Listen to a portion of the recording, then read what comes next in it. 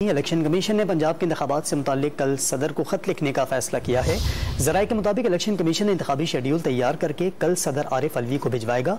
Election की मुजव्वज़ा तारीख भी दी जाएगी। इलेक्शन कमीशन ने पंजाब के इंतखाबात के शेड्यूल की तैयारी शुरू कर दी है।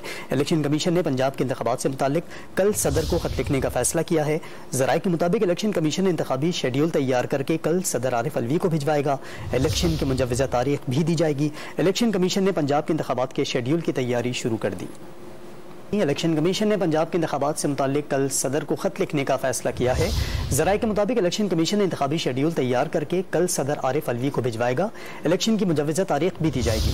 इलेक्शन कमीशन ने पंजाब के इंतखाबात के शेड्यूल की तैयारी शुरू कर दी है। इलेक्शन कमीशन ने पंजाब के इंतखाबात से मुताल्लिक कल सदर को खत लिखने का फैसला किया है। ज़राए के मुताबिक इलेक्शन कमीशन ने इंतखाबी शेड्यूल तैयार करके कल सदर आरिफ अलवी को भिजवाएगा। इलेक्शन की मुजव्वज़ा तारीख भी दी जाएगी। इलेक्शन कमीशन ने पंजाब के इंतखाबात के शेड्यूल की तैयारी शुरू कर दी।